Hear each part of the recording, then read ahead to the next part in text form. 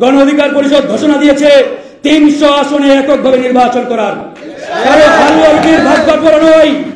আমরা হালুয়া রুটির ভাগ বাটোয়ারার রাজনীতি করলে হাসিনার আমলেই হালুয়া রুটির ভাগ নিয়ে সুবিধা নিতে পারতাম। আমাদের দলের কেউই হাসিনার হালুয়া রুটির ভাগ বাটোয়ারায় অংশগ্রহণ করে নাই। এই বিপ্লবের প্রতি আমাদের আকাঙ্ক্ষা ছিল, জনগণের প্রত্যাশা ছিল একটি বিপ্লবী জাতীয় সরকার গঠন হবে। কিন্তু সেই বিপ্লবী জাতীয় সরকার পরিকল্পিতভাবে গঠন করতে দেওয়া হয় নাই, এবং তারা দেয় নাই। কেন দেয় নাই, কি কারণে হলো না, এই প্রশ্ন আজকে জনগণকে করতে হবে। আমরা এরকম একটি মেরুদণ্ডহীন অন্তর্বর্তীকালীন সরকার চাই নাই। আমরা চেয়েছিলাম একটি বিপ্লবী জাতীয় সরকার। সেই জাতীয় সরকার গঠন করতে দেওয়া হলো না। আর সেই জাতীয় সরকার না হওয়ার কারণে আজকের এই বাংলাদেশে নানান সংকট, নানান সমস্যা, নানান ঝুঁকি তৈরি হচ্ছে। আর এই দায়ভার কে নেবে? কেউ নেওয়ার নেই। এই যে জাতীয় সরকার হলো না, কেন হলো না? 5ই আগস্টের আগে আমরা রাজপথে ছিলাম।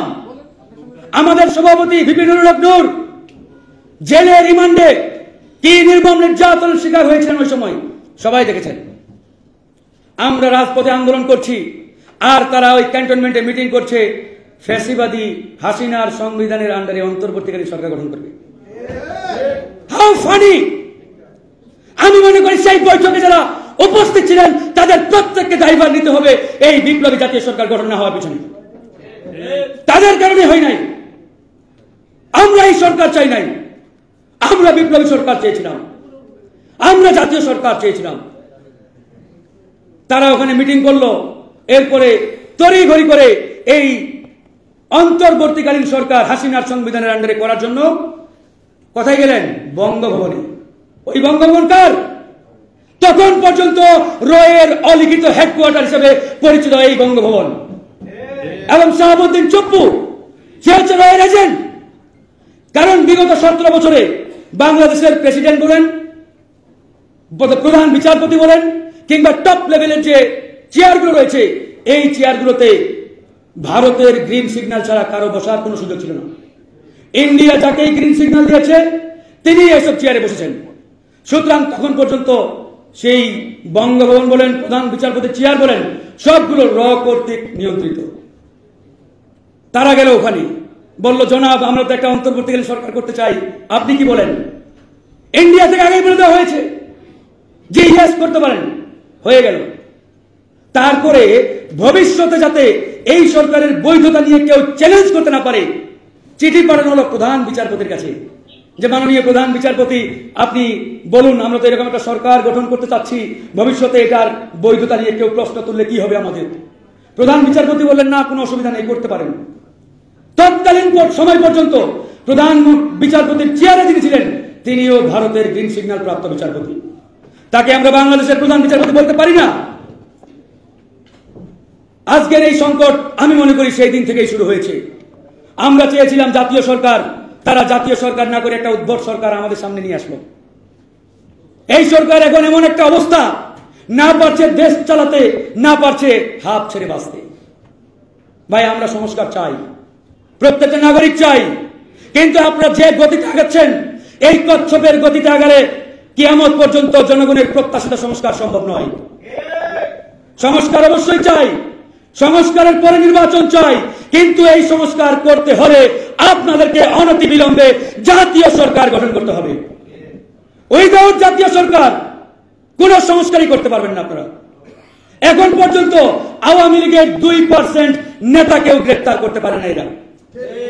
আর আমাদের এই স্বরাষ্ট্র উপদেষ্টা এসে হাসতে হাসতে বলে, হ্যাঁ আমরা তো এটা করেছি, ওটা করেছি, অমুক তমুক।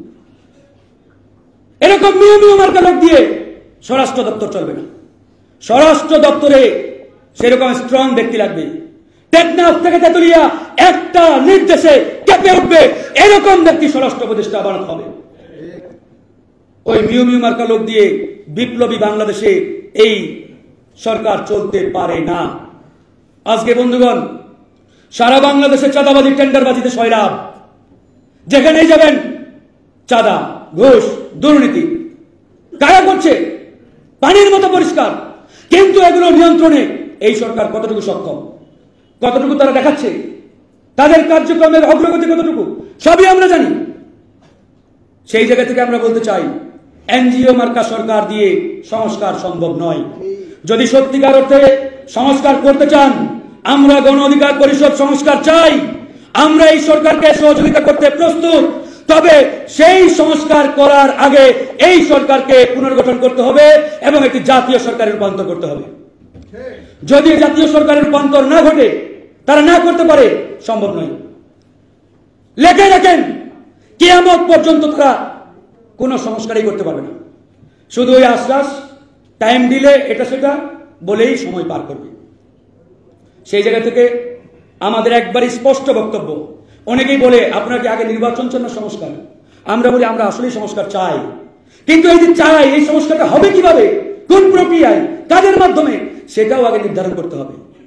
আমরা শুধু সংস্কার চাই বলতেই থাকলাম, আর তারা এইভাবে ওই যেন তেন ভাবে হেলিয়ে দুলিয়ে টাইম পার করতে থাকলো। আগামীতে দেখা যাবে তারা নিজেরাও বিপদে পড়বে আর পুরো বাংলাদেশকে বিপদের দিকে ঠেলে দিবে। আমরা তো এই বাংলাদেশকে বিপদের দিকে ঠেলে দিতে পারি না। সারা জীবন জীবন দিতেই থাকবো? নো, ৭১ জীবন দিয়েছি, আবার ৯০ সালে এসে আরেকটা জীবন দিতে হলো, আমাদের লড়াই করতে হলো। ওই সময় ৩টা জোট ছিল, ওই ত্রিদলীয় জোটের একটা কমন রূপরেখা ছিল। সেই রূপরেখা বাস্তবায়ন হলে এই ২৪ সালে এসে ২০০০ ছাত্র জনতাকে জীবন দিতে হতো না।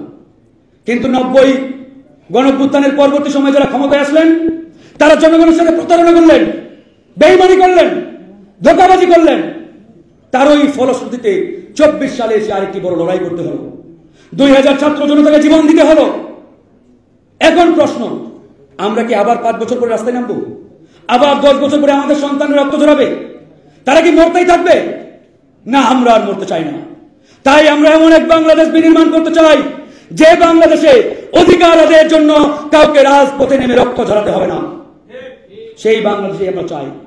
কিন্তু বন্ধুগণ, দুঃখের বিষয়, সেই বাংলাদেশ এরকম একটা মেরুদণ্ডহীন এনজিও মার্কা সরকার দিয়ে সম্ভব নয়। তাই আমরা বলেছি, এই সরকারকে অনতিবিলম্বে একটি জাতীয় সরকারে রূপান্তর করতে হবে।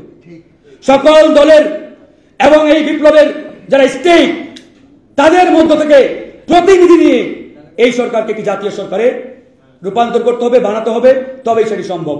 আর একটি কথা বলেই শেষ করব, আজকে বাংলাদেশ পেশাজীবী অধিকার পরিষদ, গণ অধিকার পরিষদের সবচেয়ে শক্তিশালী উইং আমি মনে করি এই পেশাজীবী অধিকার পরিষদ।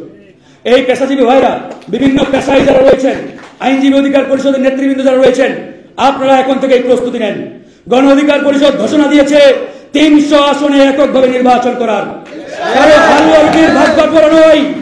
আমরা হালুয়া রুটির ভাগ বাটোয়ারার রাজনীতি করলে হাসিনার আমলেই হালুয়া রুটির ভাগ নিয়ে সুবিধা নিতে পারতাম। আমাদের দলের কেউই হাসিনার হালুয়া রুটির ভাগ বাটোয়ারায় অংশগ্রহণ করে নাই। সুতরাং এই আমলে কেউ যদি মনে করে ওই অমুক তমুকের দু একটা হালুয়া রুটি নিয়ে গণ অধিকার চলে, এই খাতা আমরা বিগত সময়ে ক্লোজ করে দিয়েছি। গণ অধিকার পরিষদ সারা বাংলাদেশে ৩০০ আসনে এককভাবে নির্বাচন করবে।